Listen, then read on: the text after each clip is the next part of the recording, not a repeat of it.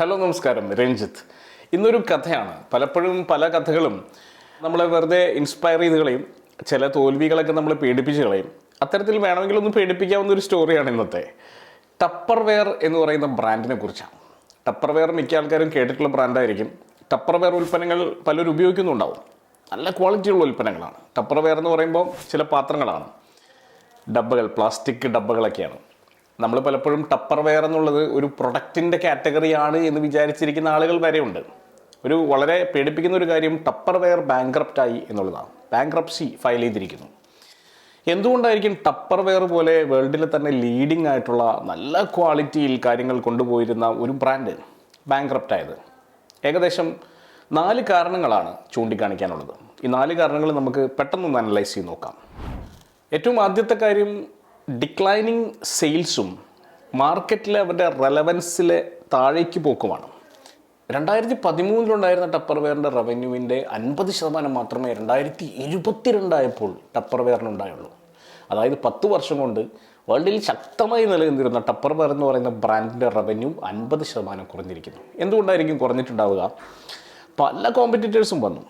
പലതരത്തിൽ വളരെ സ്ട്രോങ് ആയിട്ടുള്ള ഡിജിറ്റൽ മാർക്കറ്റിംഗ് എഫർട്ടുകൾ മറ്റുള്ളവരുടെ ഭാഗത്തു നിന്നുണ്ടായി. പക്ഷേ ടപ്പർവെയർ ഒരു പഴയ മോഡലിൽ തന്നെ സ്റ്റിക്ക് ഓൺ ചെയ്തു. അവർ ഡയറക്റ്റ് മാർക്കറ്റിങ്ങിൽ, ഡയറക്റ്റ് ടു കൺസ്യൂമേഴ്സ് എന്ന് പറയുന്ന ഒരു കോൺസെപ്റ്റിലാണ് അവർ നിന്നത്. അപ്പോൾ അതുകൊണ്ട് തന്നെ ആ ഒരു കോൺസെപ്റ്റ് പതിയെ മാറുകയും വളരെ സ്ട്രോങ് ആയിട്ടുള്ള ഡിജിറ്റൽ മാർക്കറ്റിംഗ് അല്ലെങ്കിൽ ഡിജിറ്റൽ ബ്രാൻഡുകൾ വരികയും ചെയ്തപ്പോൾ ഓട്ടോമാറ്റിക്കലി എന്ത് സംഭവിച്ചു? ടപ്പർവെയറിന് വലിയ ഇടിവ് സംഭവിച്ചു. അടുത്തത്, മാറിയ കൺസ്യൂമർ പ്രിഫറൻസുകൾക്കനുസരിച്ച് അവരുടെ പ്രൊഡക്റ്റ് ലൈനുകളിലൊന്നും മാറ്റം കൊണ്ടുവരാൻ ടപ്പർവെയറിന് കഴിഞ്ഞില്ല എന്നുള്ളതാണ്. ടപ്പർവെയർ വിചാരിച്ചു ഞങ്ങൾ ഈ കാറ്റഗറിയിൽ ഏറ്റവും ബെസ്റ്റാണ്.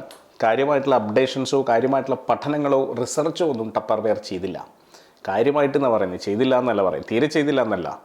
മറ്റുള്ള ബ്രാൻഡുകൾ വളരെ ശക്തമായിട്ട് ഇവരോട് കോമ്പീറ്റ് ചെയ്യാണ്. അങ്ങനെ വന്നപ്പോൾ ഇവരുടെ മാർക്കറ്റ് ഷെയർ പതിയെ അവർ കാർന്നു നിന്ന് തുടങ്ങി. ഒപ്പം തന്നെ ടപ്പർവെയറിൻ്റെ പ്രൈസിങ് എന്ന് പറയുന്നത് പ്രീമിയത്തിലാണ് വെച്ചിരിക്കുന്നത്. ഈ ഡയറക്റ്റ് സെല്ലിംഗ് ആയതുകൊണ്ട് നേരിട്ട് പോയിട്ട് ആളുകളെ കൺവിൻസ് ചെയ്യുക, ടച്ച് ആൻഡ് ഫീലൊക്കെ കൊടുക്കുക എന്നുള്ളതൊക്കെയായിരുന്നു ഇവരുടെ പരിപാടി. പക്ഷെ എന്താ വെച്ച് കഴിഞ്ഞാൽ ആളുകൾക്ക് ഇത്രയും വലിയ ക്വാളിറ്റിയുള്ള ഒരു സാധനം തന്നെ വേണമെന്ന് നിർബന്ധമില്ല എന്നുള്ള രീതിയിൽ വരികയും ഒപ്പം തന്നെ ഏകദേശം അതിനോട് കിടപിടിക്കുന്ന ക്വാളിറ്റിയിൽ ഇതിനേക്കാൾ പ്രൈസ് കുറഞ്ഞുകൊണ്ട് സാധനങ്ങൾ അവൈലബിൾ ആവുകയും ചെയ്തപ്പോൾ റിസർച്ച് അവിടെ വലിയ പ്രശ്നമാണ്. റിസർച്ച് നടത്തി അതിൻ്റെ കോസ്റ്റ് കുറയ്ക്കാനോ അല്ലെങ്കിൽ അതിൻ്റെ പൊസിഷനിങ് മാറ്റാനോ ഒന്നും ടപ്പർവെയർ തയ്യാറായില്ല. അപ്പോൾ അവരറിയാതെ തന്നെ അവരുടെ മാർക്കറ്റ് ഷെയർ മറ്റുള്ള കോമ്പറ്റീറ്റേഴ്സ് പതിയെ പിടിച്ചു. വളരെ അൺഓർഗനൈസ്ഡ് ആയിട്ടുള്ള ഒരുപാട് കോമ്പറ്റീറ്റേഴ്സ് വന്നു. ഓൺലൈനിൽ മാത്രം അവൈലബിൾ ആയിട്ടുള്ള ഒരുപാട് കോമ്പറ്റീറ്റേഴ്സ് ഒപ്പം വരികയും ചെയ്തു. വേറൊരു പ്രശ്നം കൂടി ഉണ്ടായി. ടപ്പർവെയർ എന്ന് പറഞ്ഞപ്പോൾ ഇത് ബാങ്ക്രപ്സി വന്നു എന്ന് പറഞ്ഞപ്പോൾ നമ്മുടെ പഴയ ട്വിറ്റർ എക്സിനകത്ത് ഒരാൾ കുറിച്ച് ഒരു വാചകമുണ്ട്, ഒരാളല്ല ഒരുപാട് പേര്. ടപ്പർവെയർ ഒരു ബ്രാൻഡായിരുന്നു, ഞാൻ വിചാരിച്ചത് ഈ കാറ്റഗറിക്ക് പറയുന്ന പേരാണ് ടപ്പർവെയർ എന്നാണ്. അപ്പോൾ ഏത് സാധനം മേടിക്കുമ്പോഴും ഞാൻ ടപ്പർവെയർ മേടിച്ചു എന്ന് ആളുകൾ വിശ്വസിക്കുന്നത്. അപ്പോൾ അൾട്ടിമേറ്റ്ലി ഈ ടപ്പർവെയറിന് ഏതെങ്കിലും ഒരു സാധനത്തിൽ എഴുതി വെച്ച് നമ്മൾ കാണുമ്പോൾ അതിപ്പോൾ ഈ ഒരു പ്രൊഡക്റ്റിന് പറയുന്ന പേരാണല്ലോ ടപ്പർവെയർ എന്നാണ് ആളുകൾ ധരിച്ചത്. ചുരുക്കി പറഞ്ഞാൽ അത്രയും വലിയ ബ്രാൻഡ് ആയതുപോലും ടപ്പർവെയറിന് ഒരു സമയത്ത് തിരിച്ചടിയായി എന്ന് വേണം കരുതാൻ.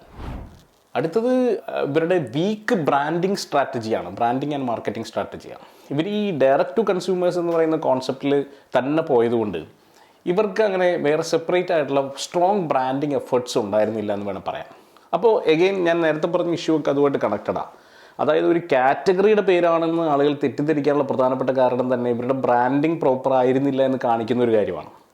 ഇത് ഞങ്ങളുടെ ബ്രാൻഡാണ് എന്ന് വിളിച്ചു പറയാനുള്ള ബ്രാൻഡിങ്ങുകളോ അത്തരത്തിലുള്ള മെസ്സേജുകളോ ടപ്പർവെയറിൻ്റെ ഭാഗത്ത് നിന്ന് ഉണ്ടായില്ല.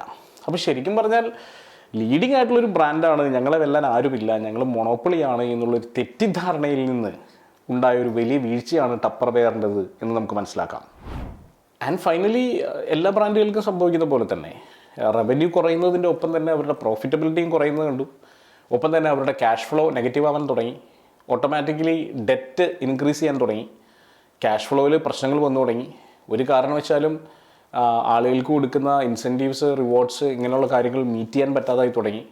സാലറികൾ വൈകി തുടങ്ങി. മുന്നോട്ട് പോകാൻ പറ്റില്ല എന്നൊരു അവസ്ഥയിലേക്ക് പതിയെ ടപ്പർവെയറിൻ്റെ ക്യാഷ് ഫ്ലോ കൂപ്പുകുത്തി തുടങ്ങി.